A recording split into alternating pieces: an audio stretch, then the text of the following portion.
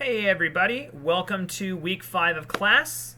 At this point, we have a country. We have defeated the British in the American Revolution, and we have established a constitution based upon principles of liberty and separation of powers and checks and balances. Okay? Ideally, the values set forth in the Constitution would have set a very clear precedent for how the nation should have been governed once George Washington was elected, which he will be elected twice, and he will be the only president ever elected unanimously. It means he gets all the votes, right? The thing of it is that the founding fathers, although they all had a sense of ideas that were similar, there was different approaches and different ways of thinking about the Constitution.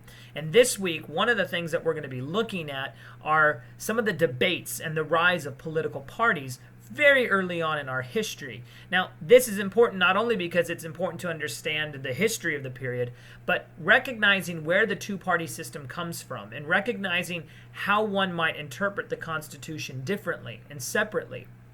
It's going to help you to understand to a degree how the United States is the way it is today.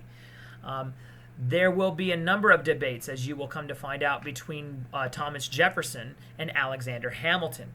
Each of these individuals approach the Constitution quite radically and quite differently. One looking at the Constitution from what we would call a strict constructionist, which means you can only do what the Constitution says, right? And Jefferson's point of view was you can only do what the Constitution deliberately gives you the power to do, while Hamilton would say that the Constitution had implied powers, that though the Constitution doesn't specifically say that the government can do something, the letter or the spirit of the law allows you to interpret the Constitution in such a way that there are implied powers. And there is a clause within the Constitution known as the elastic clause or the necessary and proper clause, which to a degree allows you to think in these types of terms. And so this week we are going to be looking at this history, and we're going to be embedding in that the histories of the presidencies of Washington specifically and John Adams to a lesser degree. Okay? So quite a bit going on this week. There's a lecture you need to listen to, a video you need to listen to, and I believe it's chapter 8 in your textbook that you'll want to read.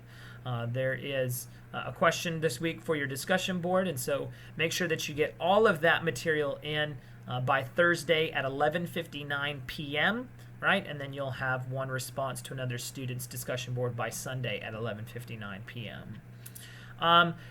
There's not a whole lot more to say as far as upcoming events. Just make sure that you are looking in your syllabus to see what is coming. In a couple weeks, 2-3 weeks or so, you will have a midterm exam that you will have to complete. There'll be more information on that exam as it arrives, but it is a 80 multiple choice midterm that will cover the content that we've looked at since the start of this class. But again, more information on that coming up. So with that, I think that's everything I have for you this week. So if you have any questions or concerns, please contact me, and I'll do my best to get back to you. Otherwise, go in peace, be warm and filled. May the force be with you, live long and prosper, and may the odds forever be in your favor. All right, guys, have a blessed week.